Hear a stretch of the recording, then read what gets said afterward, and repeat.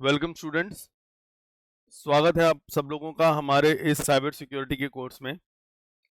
और हम लोग अपने साइबर सिक्योरिटी कोर्स का जो मॉड्यूल है एथिकल हैकिंग का, उस मॉड्यूल को हम लोग पढ़ रहे हैं। और देखो बेटा, अभी तक हम लोगों ने क्या समझ रहे थे, अब हम लोगों ने एक फाइल थी हमारी जिसका नाम था डोमेन मैनेजर फाइल। तो उस डोमेन मैनेजर वाली फाइल के अंदर हमारे पास क्या क्या कंटेंट रहता है, क्या क्या डेटा हमारे पास पड़ा रहता है, उसके बारे में हम लोगों ने जाना था। ठीक है, कि ये सारी इन्फॉर्मेशन होती है और इस इन्फॉर्मेशन का क्या क्या मतलब होता है, वो सब चीज़ें हम लोगों ने समझ ली थी। अच्छा, अब यहाँ पे हम लास्ट में एक चीज़ को आज एक्सप्लेन करेंगे, आज पढ़ेंगे। एक इम्पॉर्टेंट टॉपिक है हमारा जोन फाइल के ऊपर। ठीक है। अच्छा, ये जोन फाइल का कंसेप्ट पढ़ना इम्पोर्टेंट है क्योंकि ये काफ़ी जगह हमारा यूज़ होगा और मेन बहुत ज़्यादा यूज़ है इसका। तो पहले ज़रा ये समझ लेते हैं कि भाई साहब ये जोन फाइल क्या है, क्या इसका काम है।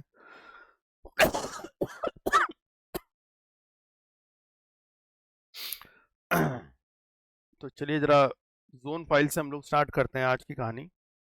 ठीक है। एक मिनट, जरा पानी पी लें जी।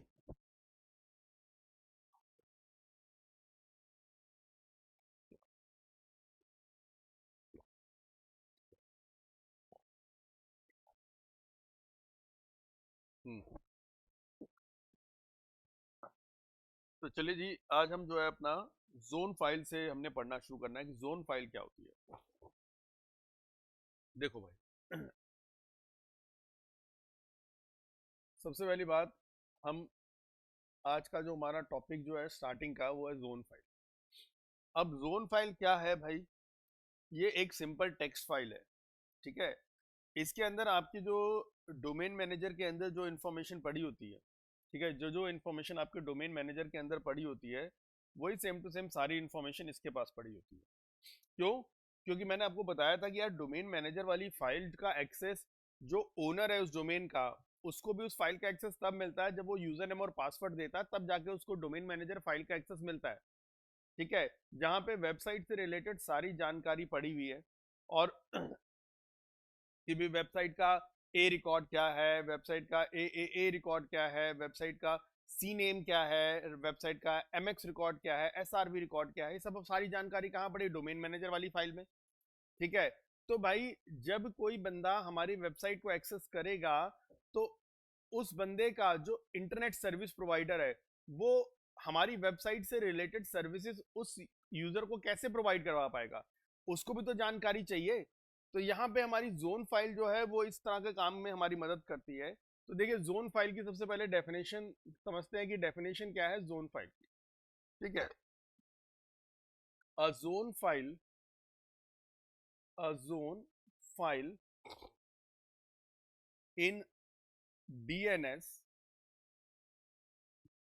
is a simple text file. तो भैया, सबसे पहली बात कि जोन फाइल एक सिंपल टेक्स्ट फाइल है that contains the that contains the mapping between, ठीक है, domain name, that contains the mapping between domain name and IP address.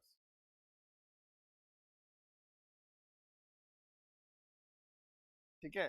Domain name and IP address for a specific portion of for a specific portion of domain namespace।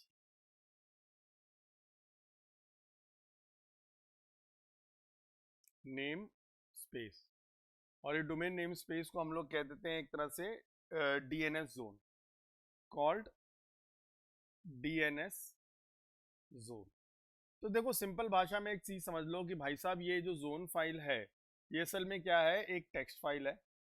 ठीक है। और इसके अंदर तुम्हारी domain की सारी इंफॉर्मेशन रखी होती है, जिसके द्वारा आप एक डोमेन नेम से उसका आईपी एड्रेस कैसे निकलवाना है, वो सारी जानकारी जो आपको डोमेन मैनेजर फाइल में पड़ी होती है, वो सारी की सारी फाइल, इनका जानकारी कहाँ पे पड़ी होगी, इस जोन फाइल में पड़ी होगी। ठीक है। अब इसके बाद बारी आ जाती है कि भैया uses of a zone file. अब ये जोन फाइल के अंदर जो हमें पता लग गया कि इंपॉर्टेंट जानकारी है, तो इस जोन फाइल का इस्तेमाल क्या क्या होता है हमारे पास। ठीक है। अब देखो यहाँ पे पहला, ये जोन फाइल क्या करती है, ये स्टोर करती है डीएनएस रिकॉर्ड्स को। ठीक है, स्टोर्स डीएनएस रिकॉर्ड। ठीक है, डीएनएस रिकॉर्ड्स की सारी इंफॉर्मेशन होती है इसके पास। अब जैसे एग्जांपल के तौर पे जो मैंने बताया, जो करे थे ना हमने, ए रिकॉर्ड हो गया, ठीक है, और ए रिकॉर्ड हो गया। ठीक है, तो ये हम लोगों ने देखा ही है, ए रिकॉर्ड हो गया, एमएक्स हो गया रिकॉर्ड, ये जो भी हैं, तो ये सारे के सारे जो हैं ये कहाँ पड़े होते हैं, हमारे इस जोन फाइल के अंदर होते हैं। ठीक है, अच्छा उसके अलावा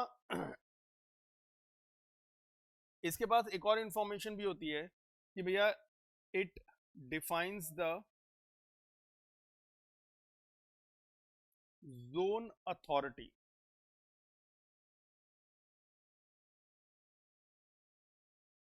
ठीक है, अब यहाँ पे हमने बोला कि ये बताता है जी, जोन अथॉरिटी के बारे में बताता है मतलब। ठीक है, अब कहने का मतलब यहाँ पे क्या है कि देखो यहाँ पे अब एक नेम सर्वर का वर्ड, एक यहाँ पे मैं लिख रहा हूँ यहाँ पे हाँ तो इट स्पेसिफाई विच, कौन सा name server, it specify which name server. ठीक है, name server is authoritative for that domain। कि भैया कौन सा नेम सर्वर जो है वो अथॉरिटेटिव है, किस नेम सर्वर पर अथॉरिटी है। ठीक है, तो उसके बारे में जानकारी लगता है। ठीक है, और जैसे टिपिकली ये जानकारी इसको कहां से मिलती है, typically using S O A record. एक मिनट, ये एस सही नहीं बना, इसको दोबारा बना देता हूं।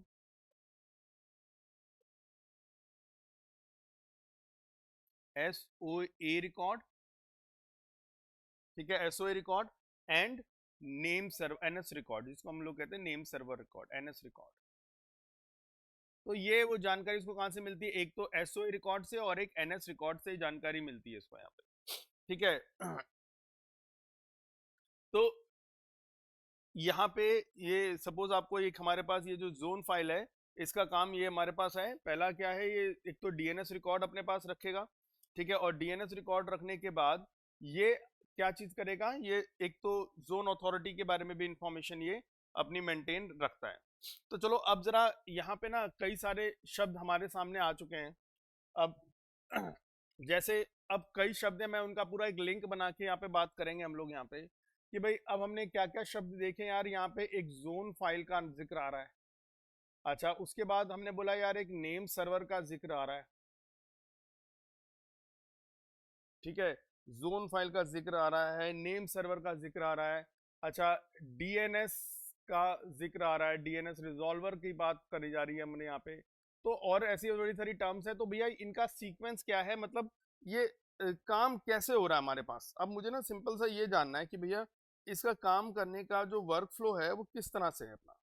ठीक है, अब देखो यहाँ पे इसको ना पूरा ढंग से समझते हैं कि भैया किस वे में हमारे पास काम होता है। अब देखो, अब मान लो क्या है कि भाई ये तुम्हारा वेब ब्राउजर है। ठीक है, तुम्हारा सिस्टम है, सिस्टम में तुमने एक वेब ब्राउजर खोल लिया। ठीक है, और मान लो तुमने वहां पे लिख दिया www.lux.com। ठीक है, ऐसा मान लो लिख दिया, lux.com लिख दिया या google.com लिख दिया, जो भी आपको सही लगे वो आपने लिख दिया। अच्छा, अब एक सिंपल सी बात हो, देखो जब आप अपने ब्राउजर में कोई यूआरएल को टाइप करते हो, जैसे मैंने अभी lux.com टाइप कर दिया या google.com टाइप कर दिया, तो जब भी हम कोई यूआरएल टाइप करते हैं ना, तो उसके पीछे एक समझ लो पूरा एक फोन बुक सिस्टम काम करता है। ठीक है, क्या करता है, एक फोन बुक की तरह एक सिस्टम पूरा हमारा लगा हुआ उसके पीछे काम करने के लिए, ताकि आपकी रिक्वेस्ट को उस सर्वर की, जो ये lux.com का जो भी सर्वर है, उस सर्वर तक आपकी रिक्वेस्ट को पहुंचाया जा सके। तो उसके लिए पूरा सेटअप काम करता है आपका। ठीक है, अच्छा अब उस सेटअप का सीक्वेंस क्या है?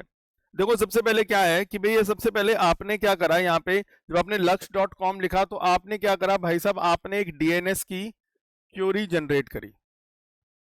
क्या करी आपने? एक डीएनएस की क्यूरी जनरेट करी, क्योंकि आपने लिखा ना lux.com, आपने तो सीधा लिख दिया lux.com, लेकिन भाई साहब अब आपकी रिक्वेस्ट जो है लक्स अब तो सेट होगा ना यहाँ पे। तो अब देखें यहाँ पे, तो हाँ, तो भाई अब सिंपल सी बात है, अब आपकी जो रिक्वेस्ट है, ये डीएनएस क्यूरी का मतलब है आपके द्वारा दी गई रिक्वेस्ट। ठीक है, अच्छा तो सबसे पहले क्या करता है आपका ये जो ब्राउजर है, जैसे सपोज आपका कोई ना कोई ब्राउजर होगा, गूगल क्रोम या मोजिला, कोई ना कोई ब्राउजर होगा, तो सबसे पहले ये ब्राउजर ना अपनी कैशी में चेक करता है। सबसे पहले क्या करता है कि जैसे कोई रिक्वेस्ट जनरेट हुई, तो ये रिक्वेस्ट जनरेट करने से पहले वो क्या करता है, या तो भाई क्या होगा, आपका जो ब्राउजर है, ठीक है, आपका जो, अरे यार,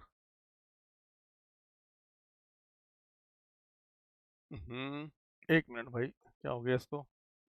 हाँ, आपका जो ये ब्राउजर है ना, ये ब्राउजर सबसे पहले क्या करता है, इस ब्राउजर की अपनी एक कैशी है, उस कैशी में चेक करता है कि भैया जो आपने इसको बोला हुआ है, जैसे हमने lux.com के लिए बोला हुआ है, तो वो है कि नहीं है। तो इसका मतलब देखो, सबसे पहले डीएनएस क्यूरी यानी रिक्वेस्ट में क्या क्या काम होगा, सबसे पहले आपका ब्राउजर ना अपने कैशी में चेक करेगा कि क्या जो वेबसाइट आपने बोली है, क्या उसने पहले कभी इस वेबसाइट को ओपन किया है।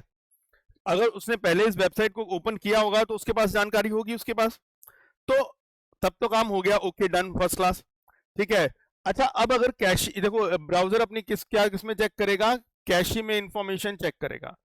अगर ये पहले प्रीवियसली ओपन वेबसाइट होगी, या तो प्रीवियसली ओपन होगी या ये न्यू होगी, प्रीवियसली ओपन वेबसाइट होगी या न्यू वेबसाइट होगी, या भाई आज तक हमने इस वेबसाइट को खोला ही नहीं है, इस ब्राउजर ने इस वेबसाइट को, मतलब हमारे सिस्टम में जो ब्राउजर है उसने पहले कभी इस वेबसाइट को खोला नहीं। तो भाई अब वो सबसे पहले क्या देखा उसने कि सबसे पहले आपका ब्राउजर ना अपने कैशी में चेक करेगा कि भाई जो वेबसाइट आपने बोली है, क्या उस वेबसाइट को उसने पहले कभी ओपन किया है कि नहीं किया। अगर किया है तो चलो भाई यहीं पे सारा काम सॉल्व हो जाएगा, उसको पता होगा कि वेबसाइट की रिक्वेस्ट कहाँ जानी है। अच्छा लेकिन अगर सपोज मान लो उसने ऐसा नहीं किया तो क्या होगा, यानी कि जैसे न्यू वेबसाइट के तौर पे है, इट मींस उसके पास कोई जानकारी उसके पास तो अवेलेबल नहीं होगी। तो in case of new website, अब आपकी रिक्वेस्ट कहां चली जाएगी, अब आपकी रिक्वेस्ट चली जाएगी एक दूसरे बंदे के पास जिसका नाम क्या है, डीएनएस रिजॉल्वर। किसके पास चली जाएगी? डीएनएस रिजॉल्वर के पास। अच्छा अब ये डीएनएस रिजॉल्वर मेनली कौन होता है, जो तुम्हारा इंटरनेट सर्विस प्रोवाइडर है ना, ठीक है, जो भी हमारा कौन है, इंटरनेट सर्विस प्रोवाइडर। असल में ये रिजॉल्वर ये इंटरनेट सर्विस प्रोवाइडर होता है हमारा। ठीक है, डीएनएस रिजॉल्वर कौन होता है हमारा, इंटरनेट सर्विस प्रोवाइडर। तो अब हमें समझ में आ गया कि भैया अब ये नई वेबसाइट थी, तो ब्राउजर की कैशी में इससे रिलेटेड कोई जानकारी नहीं पड़ी थी। तो भाई उसने क्या करा, उसने उसने क्या करा, तो वो डीएनएस सर्वर जो है उसको के पास जाता है और बोलता है कि भाई साहब आपको इस डोमेन का आईपी एड्रेस पता है क्या। ठीक है भाई, क्योंकि वो उसने अब ब्राउजर को तो नहीं पता लगा, ब्राउजर की कैशी में इस lux.com से रिलेटेड कोई जानकारी थी नहीं। तो भैया ये पहली बार खोल रहा है अपने ब्राउजर में, तो इसने सीधा रिक्वेस्ट किसको भेज दी, डीएनएस रिजॉल्वर को भेज दी और बोला कि भाई रिजॉल्वर तुझे पता है कि भैया साहब इस जो वेबसाइट है lux.com, इसका आईपी एड्रेस क्या है। ठीक है, तो अब इसने अपनी क्वेरी किसको दे दी, इस आईएसपी को दे दी, यानी हमारे डीएनएस रिजॉल्वर को दे दी। अब क्या होगा अब देखो यहां पे, अब या तो डीएनएस रिजॉल्वर जो है, या तो हमारा जो आईएसपी है, या तो भाई साहब उसको इसका जानकारी होगी उसके पास। ठीक है, या तो उसके पास इसका आईपी एड्रेस पड़ा होगा कि हाँ भाई यार ये वाली वेबसाइट है, इस वेबसाइट के वेब सर्वर का आईपी एड्रेस ये है। ठीक है, या तो उसके पास जानकारी पड़ी होगी, या अगर उसके पास इसका आंसर नहीं होता, यानी कि अगर जो हमारा डीएनएस रिजॉल्वर उसको नहीं पता कि भाई साहब ये जो lux.com है इस वेबसाइट का आईपी एड्रेस क्या है, ठीक है, तो वो क्या करता है, ठीक है, तो वो अपने ऊपर लेवल वालों के पास जाता है। अब देखो ऊपर लेवल में इसके सबसे पहले कौन आता है, एक आता है रूट सर्वर। कौन होता है हमारा, रूट सर्वर। अब ये रूट सर्वर के पास जाता है और एक, अच्छा, अब रूट सर्वर है। अब जब रूट सर्वर के पास जाता है तो रूट सर्वर ये बताता है कि भाई जैसे अगर मान लो आपकी वेबसाइट का एक्सटेंशन .com है, या मान लो आपकी वेबसाइट का एक्सटेंशन .in है, तो ये बताता है कि भैया ये वेबसाइट की जानकारी मिलेगी कहाँ पे, ठीक है। अब क्योंकि भाई देखो वो क्या करेगा, पहले चेक करेगा कि यार रिक्वेस्ट किस चीज की है, www.lux.com, तो समझ में आया, .com है तो कमर्शियल वेबसाइट है। तो जो रूट्स, अब मान लो कल को ऐसा होता है lux.in, तो वो देखता है कि नहीं भाई ये कमर्शियल वेबसाइट नहीं, इंडियन वेबसाइट जो भी है, तो वो ये चेक करता है कि हाँ भाई किसके पास इसको भेजना चाहिए अपना यहाँ पे, ठीक है। तो अब ये रूट सर्वर है, ये बताता है कि भाई ये .com है, ये .in का कहाँ मिलेगा, ठीक है। अच्छा, उसके बाद क्या होता है, इसके बाद एक नेक्स्ट आता है जिसको हम लोग कहते हैं TLD सर्वर। TLD सर्वर कहते हैं जो फुल फॉर्म इसकी हो गई टॉप लेवल डोमेन, ठीक है भाई। तो अब ये टॉप लेवल डोमेन जो है ये क्या है, ये बेसिकली जो आपका .com है ना उसके लिए ये रिस्पॉन्सिबल होता है, ठीक है। ये बताता है कि भाई जो ये .com ये वाली जो वेब सर्वर है इसका नेम सर्वर कौन है, ठीक है। तो एक तो ये रूट सर्वर ने ये बता दिया कि भैया .com है या .in है, तो कौन सा TLD सर्वर के पास जाना है।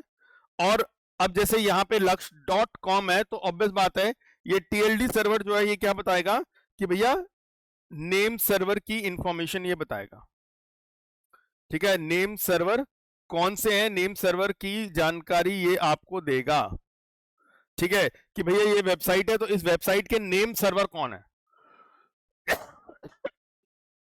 अब देखो ये नेम सर्वर वो सर्वर होंगे जिनके पास जोन फाइल पड़ी होंगी, ठीक है।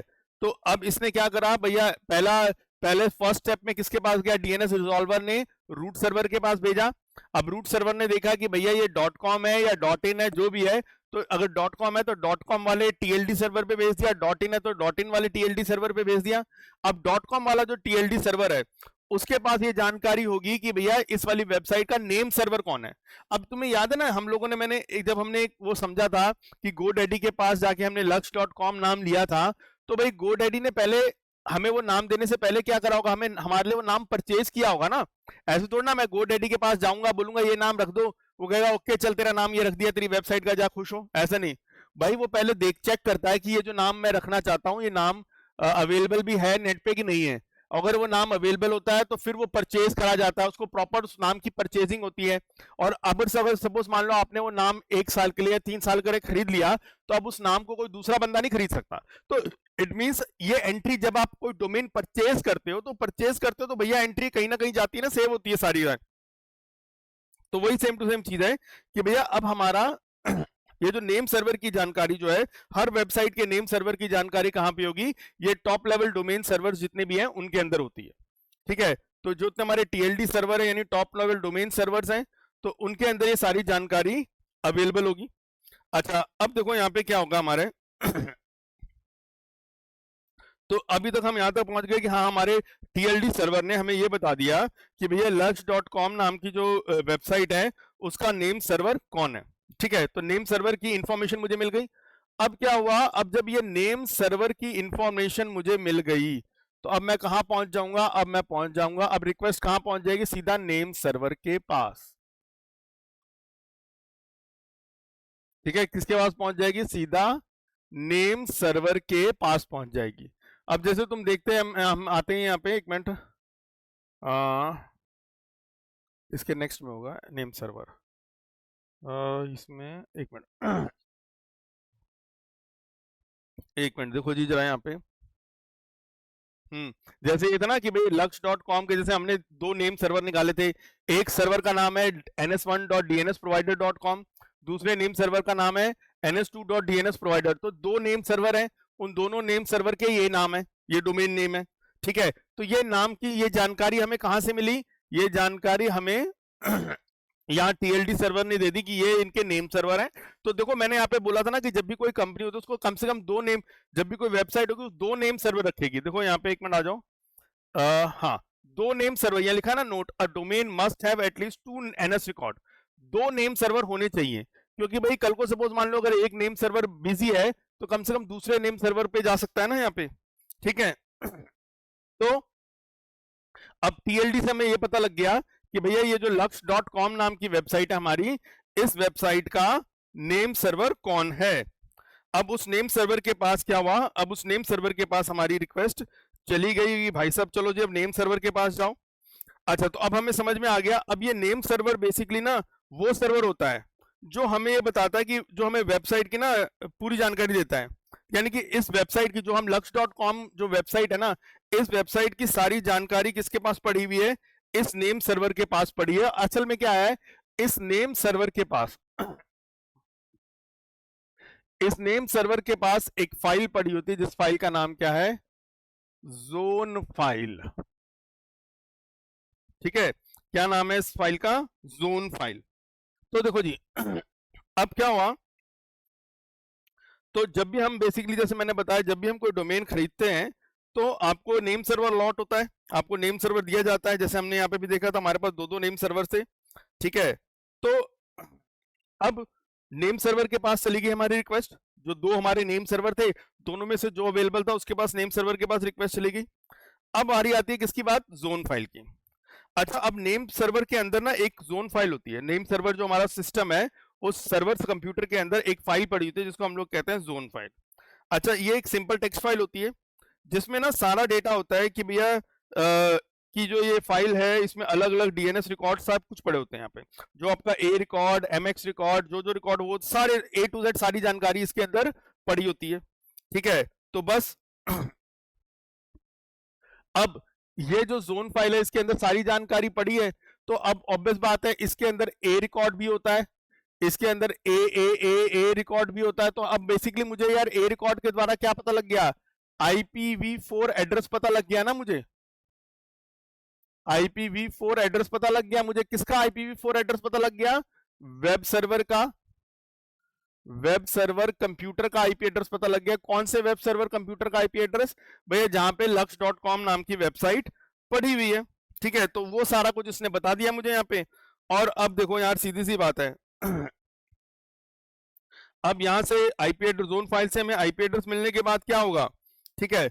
अब यहां से आईपी एड्रेस मिल गया हमें, ठीक है, इसको ये कहते हैं ये आईपी एड्रेस हमें मिल गया। ऑब्वियस बात है अब ये आईपी एड्रेस किसको वापस मिलेगा? ये आईपी एड्रेस मिलेगा डीएनएस रिजॉल्वर को, क्योंकि भैया इसी ने आगे काम आगे बढ़ाया था ना। तो अब ये जो डीएनएस रिजॉल्वर को जो आईपी मिलेगा, तो ये आईपी वापस किसको दे देगा? भैया ब्राउजर को, क्योंकि इसी बंदे ने रिक्वेस्ट भेजी थी, ठीक है। और जब इस ब्राउजर को वो आईपी एड्रेस मिल जाएगा तो फिर वो क्या करेगा? इस आईपी एड्रेस पे आगे की रिक्वेस्ट भेज देगा, ठीक है। तो इस तरह से यहाँ पे सारा काम होता है अपना। तो एक तरह से यहाँ पे ये समझ लो कि यार हमारा जो ये डीएनएस रिजॉल्वर है, ये डीएनएस रिजॉल्वर यहाँ पे क्या काम कर रहा है? ये डीएनएस रिजॉल्वर काम कर रहा है एक तरह से, एक सपोज मान लो पोस्टमैन की तरह काम कर रहा है, जो आपकी वेबसाइट का, आप जो वेबसाइट आपने बोली है, आपकी वेबसाइट का क्या करता है? आईपी एड्रेस पता करके देता है आपको, ठीक है। नेम सर्वर, ये वो सर्वर कंप्यूटर है जिसके पास क्या होती है? जिसके पास आपके जो वेबसाइट है उसकी सारी जानकारी पड़ी होती है, लेकिन इसके अंदर जानकारी किस फॉर्म में पड़ी होती है? जोन फाइल के अंदर पड़ी होती है। तो आप ऐसा समझ लो कि भैया जोन फाइल एक तरह से जैसे अब ऐसा मान लें कि डीएनएस रिजॉल्वर एक पोस्टमैन है, ठीक है। नेम सर्वर हमारी एक लाइब्रेरी है जिसमें डोमेन की सारी जानकारियां पड़ी होती हैं, ठीक है। और जोन फाइल जो है हमारे पास क्या है? वो एक तरह का एक रजिस्टर है जहां पे उस आईपी एड्रेस की इंफॉर्मेशन पड़ी होगी। क्योंकि देखो यार अब जो नेम सर्वर है, जैसे मान लो हमने फॉर एग्जांपल के तौर पे मान लो मैंने क्या करा, GoDaddy वालों से lux.com का नाम परचेज किया, ठीक है। तो जो जो GoDaddy वालों ने मुझे जो दो नेम सर्वर प्रोवाइड करे हैं, ऐसा थोड़ी ना कि वो दो नेम सर्वर सिर्फ मेरे लिए होंगे, सिर्फ मेरी वेबसाइट को होस्ट करने के लिए यूज होंगे। नहीं भाई नहीं, ये जो नेम सर्वर हैं, ठीक है। ये भाई अब जो सपोज मान लो जो GoDaddy कंपनी है वो तो और भी बड़ी सारी वेबसाइट होस्ट करता है ना, तो हर वेबसाइट के साथ वो अपने उसके बाद बड़े सारे नेम सर्वर होंगे तो अपने कोई भी 2 नेम सर्वर जोड़ देता है और उस वेबसाइट की जानकारी वहां पे डलवा देता है। यानी कि अब जो नेम सर्वर क्या है, एक तरह की लाइब्रेरी है और इस लाइब्रेरी में अलग अलग बुक्स हैं और हर बुक के अंदर क्या है, एक वेबसाइट का पूरी जानकारी। तो ऐसा समझो नेम सर्वर एक तरह की लाइब्रेरी है और उस लाइब्रेरी में बहुत सारी बुक्स हैं, वो बुक्स असल में क्या है, जोन फाइल्स हैं अलग अलग वेबसाइट्स की। ठीक है जी। तो ये सारा क्रम इस हिसाब से हमारा काम करता है। तो जोन फाइल पता लगा हमें, जोन फाइल का रिक्वायरमेंट क्या है। जोन फाइल के बाद हमें देखा कि यार डीएनएस रिजॉल्वर जो हमारा आईएसपी है वो उसका रोल क्या है, फिर हमारा रूट सर्वर है और ये क्या नाम है अपना टीएलडी सर्वर है। तो ये सारी चीजें हमारे पास यहाँ पे होती हैं। ठीक है। तो इस तरह से हमारा ये सारा काम होगा। अब जैसे सपोज एक, जैसे हम सपोज मान लो lux.com लिखा, अब एक बार दोबारा से सीक्वेंस में समझा रहा हूं कि जैसे सपोज मान लो मैंने क्या करा, www.lux.com अपने ब्राउजर में डाला। ठीक है। तो अब ब्राउजर को मान लो ये नहीं पता था lux.com कहाँ पे है, क्योंकि पहले कभी मैंने अपने सिस्टम में lux.com ओपन नहीं करी थी, तो बिल्कुल न्यू वेबसाइट थी। तो ब्राउजर ने उस रिक्वेस्ट को कहाँ भेज दिया, मेरे डीएनएस रिजॉल्वर के पास, यानी कि मेरे आईएसपी के पास भेज दिया। ठीक है। अब आईएसपी ने बेसिकली क्या करा, आईएसपी ने सबसे पहले ये देखा कि ये डोमेन किसका है, ठीक है, यानी कि किसके पास रजिस्टर्ड है। तो रूट सर्वर के पास जब आईएसपी के पास जब रिक्वेस्ट आई, आईएसपी ने रूट सर्वर को दिया। रूट सर्वर पहले ये देखता है कि भैया ये .com है या .in है या .gov है, कहाँ की है, यानी कि किसके पास रजिस्टर्ड है ये वेबसाइट। तो जिसके पास रजिस्टर्ड होगी उस टीएलडी सर्वर के पास भेज देगा। अच्छा, वहां से उस टीएलडी सर्वर से क्या मिलेगा, तो वो ये पता, टीएलडी सर्वर से ये पता लगेगा कि भैया इस डोमेन नेम के लिए कौन अथॉरिटेटिव नेम सर्वर है, अथॉरिटेटिव नेम सर्वर कौन है। तो lux.com के लिए अथॉरिटेटिव नेम सर्वर कौन है वो पता लग जाएगा। जैसे मान लो ns1 डॉट हमने लिया ना, क्या था एक मिनट, dnsprovider.com, दो नेम सर्वर देखे थे ना हमने यहाँ पे, इसमें हाँ, ये पता लग गया ns1.dnsprovider.com और ns2.dnsprovider.com, ये दो हैं इसके पास। ठीक है। तो भाई ये क्या हुआ, वो कहाँ गया, तो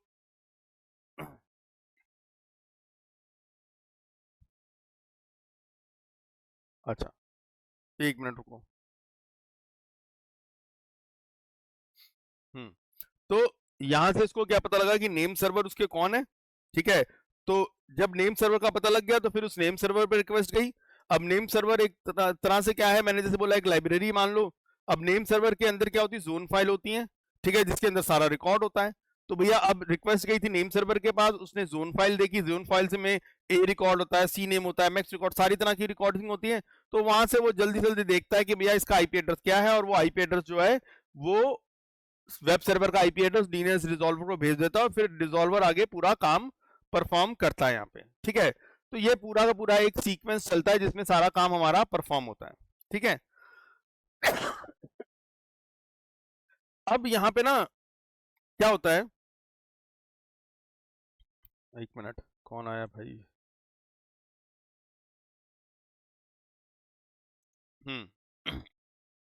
अब यहाँ पे हमने जो इतना सब कुछ पढ़ लिया, अब जरा यहाँ पे कुछ ना इंपॉर्टेंट पॉइंट्स हम देखते हैं यहाँ पे।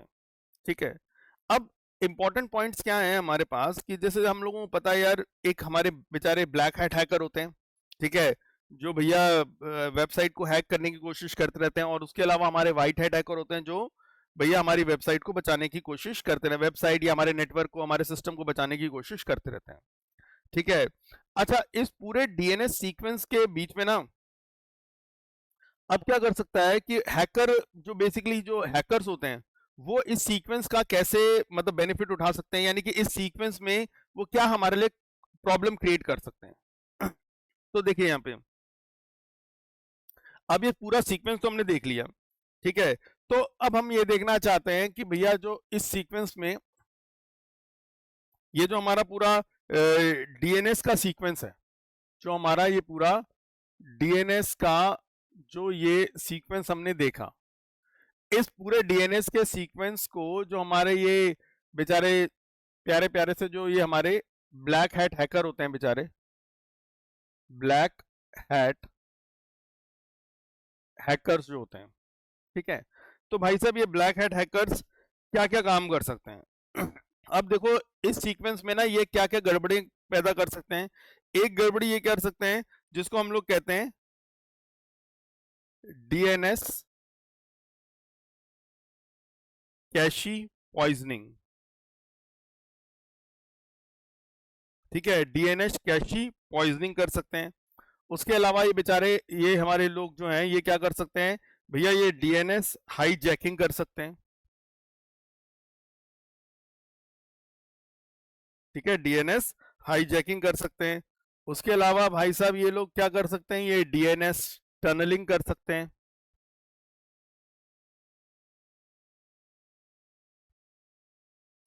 ठीक है। और ये बेचारे ये लोग भाई डीडॉस भी कर सकते हैं, डीडॉस वाया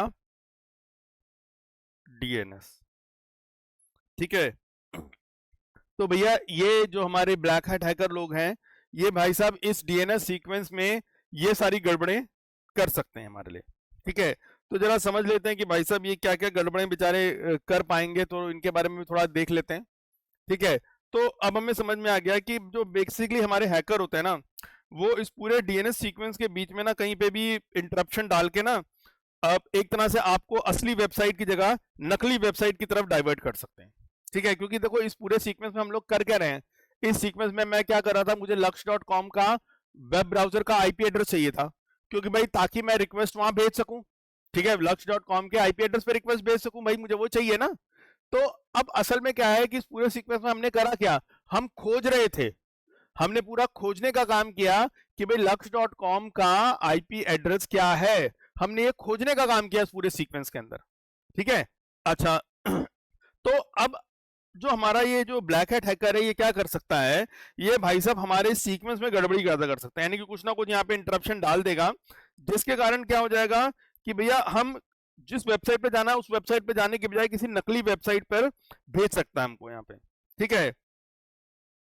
जो ये हमारा जो ये शब्द था एक इंपॉर्टेंट वर्ड और यहाँ पे मैं यूज कर लेता हूँ यहाँ पे, जो डीएनएस हाईजैकिंग जो होती है इसको हम लोग एक और नाम से भी बोलते हैं जिसको हम कहते हैं डीएनएस स्पूफिंग, ठीक है जी, डीएनएस स्पूफिंग होती है, ठीक है। अब देखो यहाँ पे तो सबसे पहले वन बाय वन हम थोड़ा इन चीजों को समझने की कोशिश करते हैं कि क्या होता है ये, ठीक। क्योंकि देखो अब हमने सीक्वेंस समझ लिया, हमें पूरा पता लग गया कि भैया सबसे पहले तो हमें ये पता लग गया कि डोमेन मैनेजर वाली फाइल इंपॉर्टेंट है, उस डोमेन मैनेजर, लेकिन उस डोमेन मैनेजर वाली फाइल पे यूजर भी अपना लॉगिन करने के बाद एंटर कर पाता है, ठीक है। जो मेन ओनर है उस वेबसाइट उस डोमेन का वो भी अपना यूजर नेम और पासवर्ड देने के बाद ही लॉगिन कर पाता है। तो होता क्या है उसमें जो इंफॉर्मेशन पड़ी होती है वो जाके किसमें सेव हो जाती है, यानी कि उसकी एक कॉपी कहां पे चली जाती है, जोन फाइल के अंदर चली जाती है। तो भाई जो बाकी इंटरनेट सर्विस प्रोवाइडर है वो उसी जोन फाइल से ही उस पर्टिकुलर वेबसाइट की इंफॉर्मेशन निकालते हैं वो सारा, ठीक है। अब देखो तो अब सबसे पहला हम जो यहाँ पे देखने की कोशिश कर रहे हैं, समझने की कोशिश करेंगे, उसका नाम है डीएनएस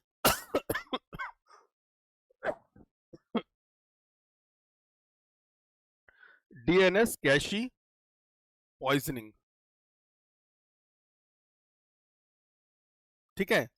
सो भाई जो टॉपिक है हमारा इसको हम कहते हैं डीएनएस कैशी पॉइजनिंग, ठीक है। अब देखो यार ये जो है ना ये सबसे कॉमन अटैक होता है, ठीक है, ये क्या है, एक बड़ा ही कॉमन अटैक है। इसमें क्या करता है जो हैकर जो होता है ना ये जो डीएनएस रिजॉल्वर है हमारा, ठीक है, क्या है, डीएनएस रिजॉल्वर जो है जो कि इंटरनेट से वो आईपी एड्रेस प्रोवाइड करने का काम करता है ना, ठीक है। जो बेसिकली डीएनएस असल में डीएनएस प्रोवाइडर कौन होता है हमारा, डीएनएस रिजॉल्वर कौन होता है हमारा, आईएसपी होता है। उस आईएसपी को ना ये झूठी जानकारी भेजता है, ठीक है। क्या करता है उस आईएसपी को ये क्या भेजता है, झूठी जानकारी भेजता है, ठीक है। तो अब ये हैकर बेसिकली क्या करता है, वो बेसिकली रिजॉल्वर को ये बता देता है कि भाई www.lux.com है ना उसका आईपी एड्रेस बदल गया है, और जो जो बेसिकली अब ये वाला आईपी एड्रेस उसका हो गया है, ठीक है।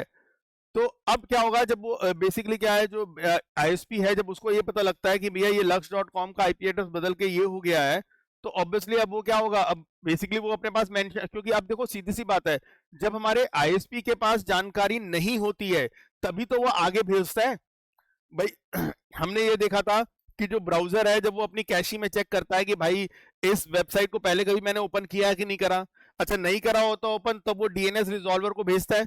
अब डीएनएस रिजॉल्वर कौन है, हमारा इंटरनेट सर्विस प्रोवाइडर। अच्छा अगर हमारे डीएनएस रिजॉल्वर के पास अगर उसका आईपी एड्रेस होता है तो फिर वो वहीं पे काम खत्म, वहीं से जो क्लाइंट है उसके ब्राउजर को भेज देगा कि भाई आईपी एड्रेस ही है। लेकिन अगर उसके पास भी नहीं आईपी एड्रेस होता तभी तो फिर वो आगे भेजता है ना रूट सर्वर के पास, फिर टीएलडी सर्वर के पास, तब ये कहानी आगे बढ़ती है।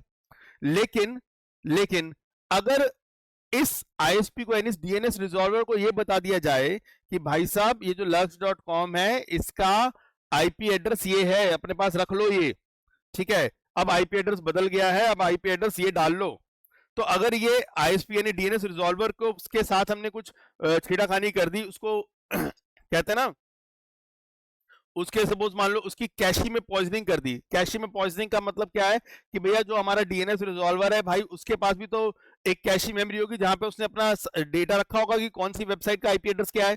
जब जब उस डीएनएस रिजॉल्वर को अपनी कैशी में नहीं मिलता तब वो जाके रूट आगे भेजता है ना रूट वालों को। देखो जो हमारा डीएनएस रिजॉल्वर जो है, कहां गया यार, हाँ, जब ये डीएनएस रिजॉल्वर जो है, जब इस डीएनएस रिजॉल्वर के पास यानी कि इस डीएनएस रिजॉल्वर की कैशी के अंदर जब lux.com का आईपी एड्रेस नहीं मिलेगा इसे, तभी तो ये आगे रूट सर्वर को अप्रोच करेगा कि भाई साहब नहीं पता लग रहा, बताओ जी मेरे पास है नहीं। अब हमने क्या करा, इस डीएनएस रिजॉल्वर की जो कैशी है, अब अटैकर्स ने क्या करा, हैकर ने क्या करा, इस डीएनएस रिजॉल्वर की जो कैशी है उसी को पॉइजनिंग कर दी, यानी कि उसी पे जैसे कहते हैं ना पॉइजनिंग करना, मतलब जहर दे दिया। अब जहर क्या दे दिया उसने कि भाई साहब उसने क्या करा कि भैया जो ये रिजॉल्वर है इसको ये बता दिया कि lux.com का जो आईपी एड्रेस है ना वो बदल गया है, और अब वो हैकर के द्वारा जो भी आईपी एड्रेस है वो उसको यूज करे, ठीक है। तो अब क्या होता है कि यहाँ पे आईपी एड्रेस अगर चेंज हो गया तो फिर सीधी सी बात है, अगर इस डीएनएस रिजॉल्वर की कैशी में आईपी एड्रेस चेंज करवा दिया हैकर ने तो काम खत्म। फिर तो भैया जब भी lux.com की रिक्वेस्ट आएगी डीएनएस रिजॉल्वर अपनी कैशी में देखेगा, उसको कैशी में मिल जाएगा और वो ब्राउजर को भेज देगा कि भाई इस वाले पे भेज दे रिक्वेस्ट। और अब ब्राउजर जो है lux.com की रिक्वेस्ट कहां भेज देगा, जो हैकर है उसके सर्वर के पास भेज देगा। तो ये सारा काम हो जाएगा हमारे पास यहाँ पे, ठीक है। तो इससे क्या हो जाएगा, अगली बार जब भी कोई और भी, जब सपोज ये तो हम हो गए, अब मान लो ये डीएनएस रिजॉल्वर और लोगों का भी होगा ना, ये इंटरनेट सर्विस प्रोवाइडर से तो और लोगों ने भी इंटरनेट की सर्विस ले रखी होगी। तो जब अगली बार कोई भी आप हो या कोई और भी जब उस सपोज मान लो lux.com को खोलेगा तो रिजॉल्वर क्या करेगा, जो हैकर ने फेक वेबसाइट का हमें वो दे रखा है, क्या नाम है, आईपी एड्रेस दे रखा है, वो फेक वेबसाइट पर भेज देगा सबको, ठीक है। और ताकि वो जब अब फेक वेबसाइट पे भेज देगा, अब लोग वहां पे अपना लॉगिन वॉगिन डाल के एंटर करेंगे तो क्या होगा कि भैया उनका जो क्रेडेंशियल है वो उस हैकर को पता लग जाएंगी यहाँ पे, ठीक है। तो इस चीज को हम लोग क्या कहते हैं, अपना डीएनएस कैशी पॉइजनिंग कहते हैं, ठीक है। तो इसमें हम लोग क्या लिख सकते हैं, देखो यहाँ पे in this case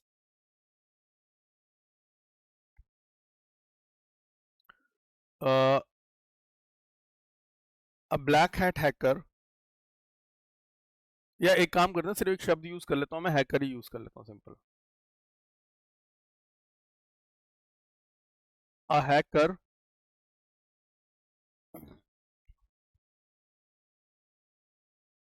provide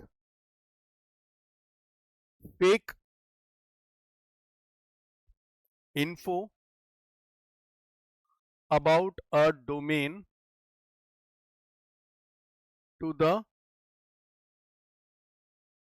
DNS resolver,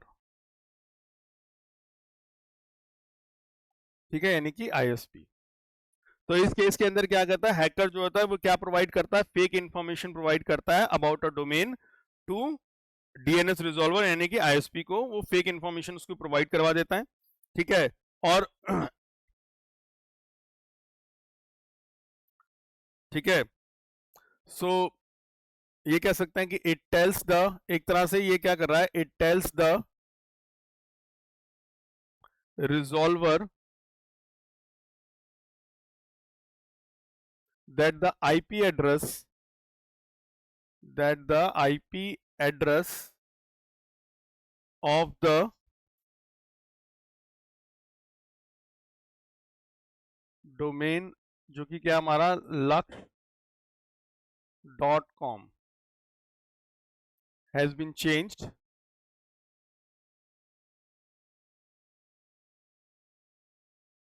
ठीक है, चेंज हो गया है।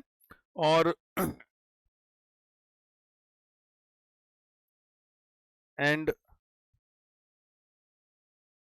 hacker provide IP address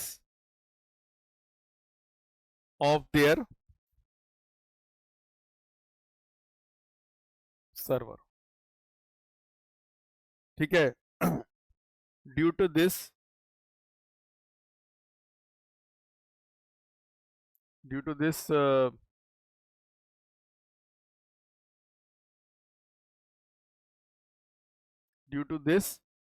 whenever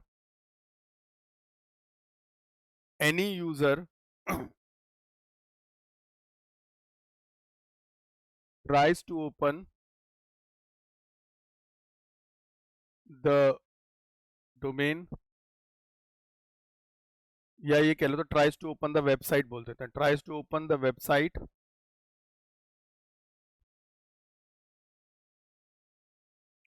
lux.com, then the DNS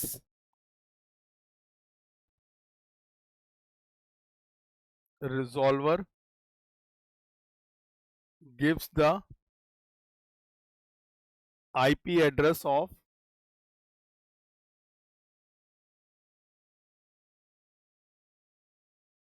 hacker server.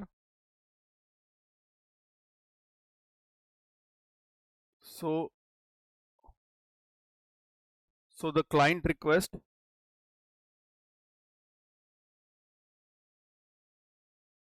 goes to the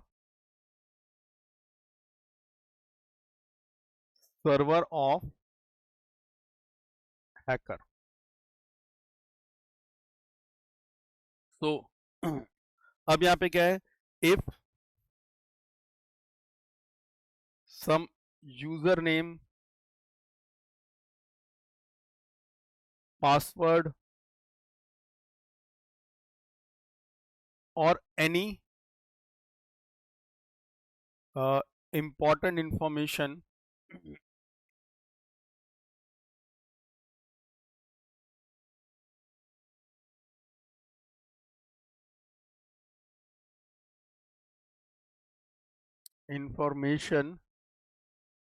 is entered by user, then it is passed to the hacker. तो भैया जो hacker भाई साहब हैं, उन हैकर भाई साहब को, क्योंकि अब उन्होंने बेसिकली जो डीएनएस रिजॉल्वर है उसमें जो lux.com का जो सर्वर है उसका आईपी एड्रेस हटा के अपने वाले सर्वर का आईपी एड्रेस डलवा दिया। तो अब क्या होगा, अब भाई साहब जिस बंदे की रिक्वेस्ट आएगी वो सीधा रिक्वेस्ट कहाँ चली जाएगी, वो रिक्वेस्ट चली जाएगी सीधा उस हैकर के सर्वर के पास चली जाएगी।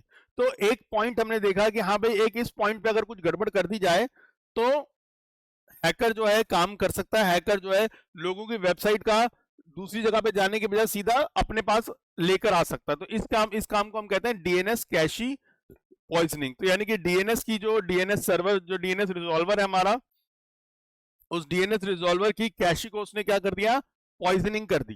ठीक है, इसको हम कहते हैं डीएनएस कैशी पॉइजनिंग। ठीक है, तो एक हमने ये पॉइंट अभी देखा। तो नेक्स्ट क्लास के अंदर हम ना जो बाकी बचे हुए पॉइंट्स हैं उनको थोड़ा समझेंगे कि भैया इस पूरी चेन में अटैकर जो है और कहां पे काम खराब कर सकता है। ठीक है, तो चलिए आज की क्लास फिलहाल यही फिनिश करते हैं। नेक्स्ट क्लास में आपसे मिलेंगे और तब आगे के पॉइंट्स के बारे में डिस्कस करेंगे। So thank you very much and have a nice day. मिलते हैं आप लोगों से नेक्स्ट क्लास में, तब तक के लिए good bye and take care.